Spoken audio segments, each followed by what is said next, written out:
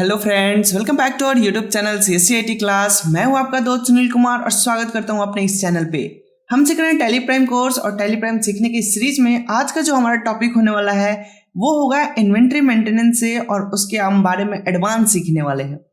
अगर मैं पिछले क्लास की बात करूं तो हमने लास्ट क्लास में GST को डिस्कस किया था, और GST में हमने परचेज एंड सेल करने की भी विधि देखा था कि हम कैसे GST के साथ हम कोई भी प्रोडक्ट को परचेज कर सकते हैं और कोई भी प्रोडक्ट को कैसे सेल कर सकते हैं। अगर आप हमारे प्रीवियस वीडियो को नहीं देखे हैं तो प्लीज आप पहले उसे देख लें। और भी हमने टेली प्राइम के अंदर बहुत सारे एंट्रियां करे हुए हैं। अगर आप पूरा का पूरा प्लेलिस्ट देखना चाहते हैं तो आप हमारे डिस्क्रिप्शन में जाकर देख सकते हैं, अदरवाइज ऊपर आपको आई बटन पे भी मिल जाएगा। तो चलिए शुरू करते हैं आज के इस क्लास को।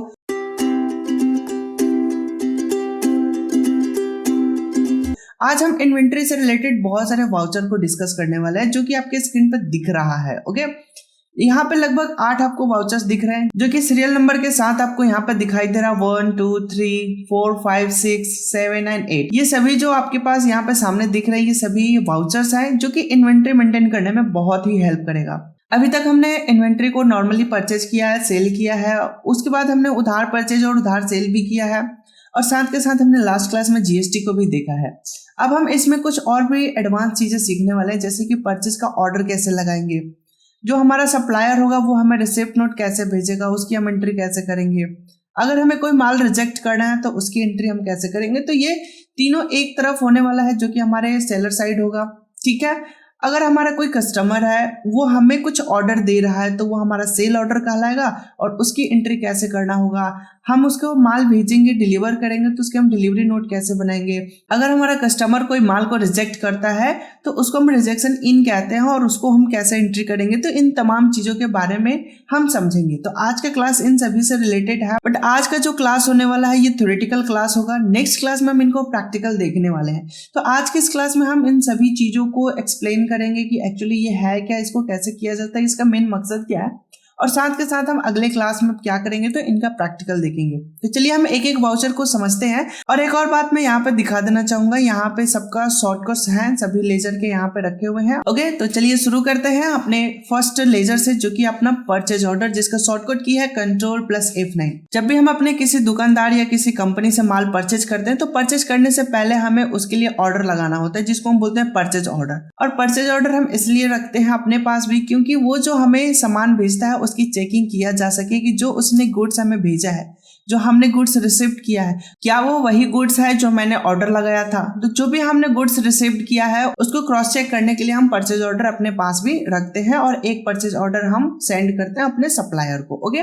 जब हम परचेज ऑर्डर लगाते हैं तो उस टाइम पे हमें क्या क्या डिटेल्स देनी पड़ती है, तो उसके बारे में अगर मैं यहाँ पे दिखाऊं तो सबसे पहले सप्लायर का एक लेजर बनेगा, यानी कि सप्लायर या दुकान के नाम से हम लेजर क्रिएट करेंगे और उसी पे हम एंट्री करेंगे। ठीक है, उसके बाद उस बंदे का नाम, एड्रेस होगा, ऑर्डर डिटेल होंगे, एंड स्टॉक के भी नाम होंगे, आइटम के नाम होगा, और ड्यू ऑन का मतलब होता है कि कब तक आपको माल डिलीवर करवा लेना है, कब तक आपको माल चाहिए, उसका डेट हमें देना होता है, क्वांटिटी देना होता है, और कौन से रेट वाला हम गुड्स परचेज कर रहे हैं उसकी भी हम एंट्री करते हैं। तो ये आपका ऑप्शनल भी होता है, आप दे भी सकते हैं, अदरवाइज नहीं भी दे सकते।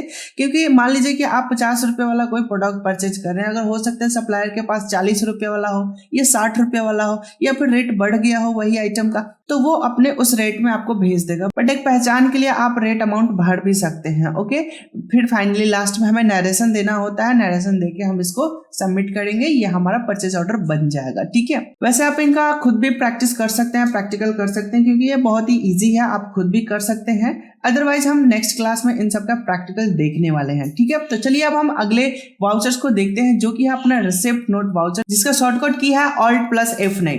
यहाँ पे रिसिप्ट नोट ये हमें बताता है कि जब हमारा सप्लायर माल भेजता है तो वो साथ में एक नोट भी भेजेगा, एक स्लिप भेजेगा, जिसको हम बोलते हैं रिसिप्ट नोट वाउचर। यानी कि जो जो वो माल भेज रहा है, हो सकता है कि हमने ऑर्डर 10 पीस का लगाया हो और उसने 5 पीस ही भेजे हो, तो वो सारे डिटेल उसमें होंगे कि जो उसने हमें भेजा है। ओके, तो यहाँ पे मैं बात करूंगा कि ये क्या कह रहा है कि goods that received from the supplier are recorded in receipt note, यानी कि रिसिप्ट नोट में वो सारे गुड्स की एंट्री की जाती है जो कि सप्लायर हमें भेज रहा है। उसकी तरफ वही एंट्री डिलीवरी नोट में होगा, और वही एंट्री हमारे तरफ क्या होगा, रिसिप्ट नोट में होगा। ओके, इसको हम GRN के नाम से भी जानते हैं, गुड्स रिसिप्ट नोट के नाम से भी इस वाउचर को जाना जाता है। Okay, record received of new stock from supplier, यानी कि जो भी उसने न्यू रिकॉर्ड, जैसे कि मैंने बताया कि हो सकता है कि कम या ज्यादा या फिर गुड्स का अलग रेट करके हमें भेजा है, तो जो भी न्यू एंट्री होगा वो सारा हमें सप्लायर द्वारा मिलेगा, तो उस स्लिप को हम क्या कहेंगे, रिसिप्ट नोट वाउचर कहेंगे। ओके,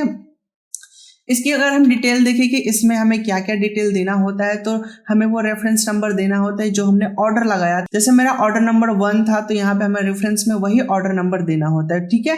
फिर लेजर अकाउंट हमें देना होगा, सप्लायर का नाम देना होगा, एड्रेस देना होगा, स्टॉक का नाम, ट्रैकिंग डिटेल देना होगा, जिसमें हम एंट्री कर रहे हैं उसका नाम देना पड़ेगा, ऑर्डर डिटेल देना पड़ेगा, क्वांटिटी, डेट, अमाउंट, नरेशन, ये तमाम सारी चीजें हमें देना होगा। और साथ के साथ आपको वो सारी डिटेल भी देने होंगे जो कि आपने परचेज ऑर्डर करते वक्त जो डिटेल दिए थे, कुछ उसका रेफरेंस हमें इसमें देना होता है रिसिप्ट नोट में, तभी जाके वो मैच कराएगा, ठीक है।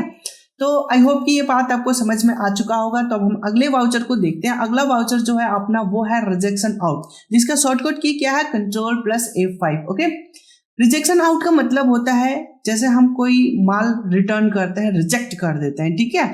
तो rejection out entry is passed to record the rejected goods, यानी कि रिजेक्शन आउट में हम उसकी एंट्री करते हैं जिस गुड्स को हम रिजेक्ट कर देते हैं। सपोज कि मान लीजिए कि हमने 10 पीस मॉनिटर परचेज किया है, जिसमें से 2 पीस मॉनिटर टूट चुका है, तो हम उसको रिटर्न कर रहे हैं, रिजेक्ट कर रहे हैं, तो उसकी एंट्री हम रिजेक्शन आउट में करेंगे, ठीक है।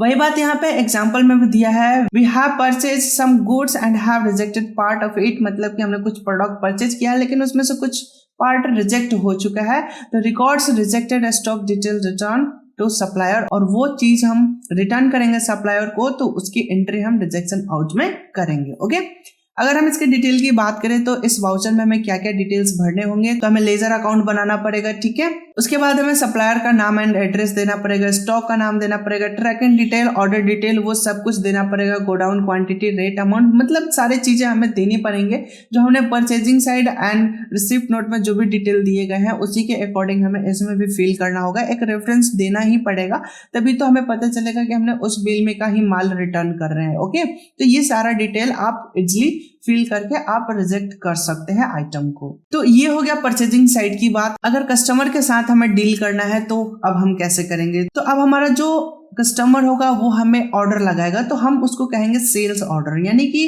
कस्टमर ने मुझे ऑर्डर दिया है। एक्चुअली देखिए है एक ही कॉन्सेप्ट, कस्टमर अगर मुझे ऑर्डर लगा रहा है तो मैं उसका सप्लायर हूं, तो मेरे लिए सेल ऑर्डर कहलाएगा, ठीक है।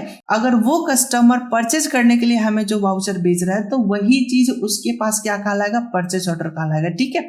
परचेज और सेल दोनों एक ही टाइम पे होते हैं, इसलिए एक साइड परचेज वाला चलेगा और दूसरी तरफ सेल वाला चलेगा। Okay, sale order entry has to be made to record this, मतलब ये कह रहा है कि जो भी आप प्रोडक्ट बना रहे हैं, जो भी चीजें बना रहे हैं, उसकी एंट्री करेंगे सेल ऑर्डर में। मान लीजिए कि हमारा मैन्युफैक्चरिंग कंपनी है और हमारे कस्टमर ने बताया कि हमें 4 पीस चेयर चाहिए, तो हम चेयर का ऑर्डर लिखेंगे ना, तभी तो हम उसका मेड करेंगे, बनाएंगे, ठीक है। अगर हम दुकान चला रहे हैं, हमारे पास दुकान है, तो हम उसको माल डिलीवर करवाएंगे, ठीक है।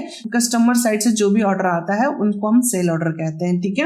और जो सेल का ऑर्डर होता है उसको हम एज अ रेफरेंस यूज करने वाले हैं, तो वो बात यहाँ पे लिख रहा है, the sale order number can be used as a reference. Okay, example से एक समझाया गया है कि a customer place an order with the company for purchasing some goods, यानी कि अगर कोई कस्टमर किसी कंपनी को कोई गुड्स परचेज करने के लिए एक रिसिप्ट भेजा है, तो उसको हम क्या कहेंगे, सेल ऑर्डर कहेंगे। ओके, एंड इसके डिटेल्स की बात करते हैं, तो इसके डिटेल्स में हमें कस्टमर का ledger, name of address, order detail, name of stock, stock का नाम, आइटम का नाम, ड्यू ऑन मतलब कि कब तक उसको डिलीवर चाहिए वो हमें देना पड़ेगा, किस गोदाम में चाहिए, क्वांटिटी, रेट, अमाउंट, नरेशन, ये तमाम सारी चीजें हमें उसको लिखने पड़ेंगे। ओके, तो यही था हमारा सब कुछ, लगभग सेम ही है, बस कॉन्सेप्ट आपको समझना है कि कौन से लेजर में हमें किसका एंट्री करना है, ठीक है। तो अगर हम नेक्स्ट वाउचर की बात करें तो नेक्स्ट हमारा है डिलीवरी नोट, यानी कि ऑर्डर उसने जो भी लगाया चलो ठीक है, लेकिन हम गुड्स क्या भेज रहे हैं, जो भी हम गुड्स भेज रहे हैं उसका हम स्लिप बना के भेजेंगे, तो उस स्लिप को हम डिलीवरी नोट बोलेंगे, और वही स्लिप को कस्टमर क्या समझेगा, तो रिसिप्ट नोट समझेगा। Okay, goods that are being delivered to a customer are recorded in a delivery note voucher, ठीक है। जो भी हमने गुड्स कस्टमर को डिलीवर करने वाले हैं तो उसकी एंट्री हम डिलीवर नोट वाउचर में करेंगे। Records delivery a new stock to customer, यानी कि जो भी हमने स्टॉक भेजा है उसकी हम न्यू एंट्री करने वाले हैं। ओके, जैसे मान लीजिए कि हमें कस्टमर ने 5 पीस का ऑर्डर लगाया, हमने उसको 3 पीस भेज रहे हैं, तो 3 पीस का ही हम वाउचर बनाकर एंट्री करके उसको भेजने वाले हैं। ओके, तो उम्मीद है कि ये सारी बातें आपको समझ में आ रहा होगा, क्योंकि सब एक दूसरे से ही जुड़ा हुआ है, सब एक ही जैसा ही है, बट थोड़ा थोड़ा कॉन्सेप्ट है, उनको आपको समझना है।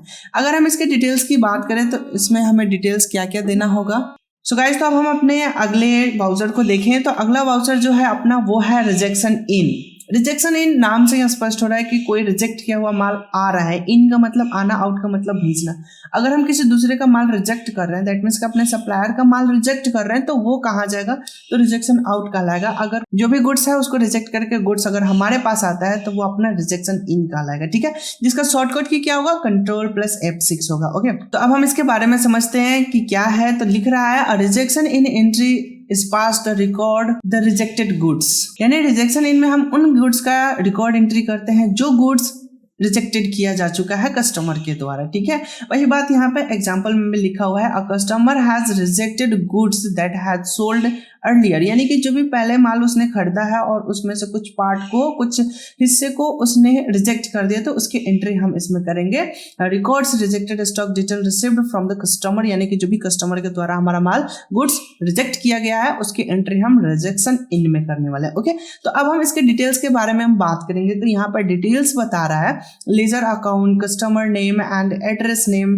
लेजर अकाउंट यानी कि जो अपना कस्टमर होगा उसका लेजर देना होगा, नेम कस्टमर का address, stock name, tracking detail, order detail, godowns, quantity, rate, amount and narration. ये सारी चीजें आपको पढ़ने पड़ेंगे उस वाउचर में और ये सारे डिटेल्स देके आप इसको सबमिट कर सकते हैं। ओके, तो रिजेक्शन इन की एंट्री हो जाएगा। तो मुझे उम्मीद है कि ये सारे वाउचर्स आपको क्लियर हो चुके होंगे कि एक्चुअली इनमें करना क्या है। ये बहुत ही सिंपल है, जैसे जैसे आप काम करेंगे, ये जैसे जैसे पूछेगा वैसे वैसे आपको एंट्री कर देना है। ज्यादा प्रेशर के साथ काम नहीं करना, जो जो वो पूछ रहा है वो आपको डिटेल्स दे देने होते हैं, बस ज्यादा कुछ खास है नहीं। सिंपल एक फंडा है इसका कि बस जब हम परचेज करने से पहले, यानी कि परचेज एंट्री करने से पहले हम सप्लायर को गुड्स परचेज करने का एक हम रिसिप्ट दे रहे हैं, एक हम ऑर्डर लगा रहे हैं, तो वही अपना परचेज ऑर्डर कहलाएगा। या फिर अगर हमारा कस्टमर हमसे कोई गुड्स परचेज करने के लिए कोई रिक्वेस्ट भेज रहा है तो वो अपना सेल ऑर्डर कहलाएगा। ओके, बस इतना ही सिंपल सा चीज है, इसको बिल्कुल आराम से तसल्ली से समझिएगा, बिल्कुल क्लियर हो जाएगा।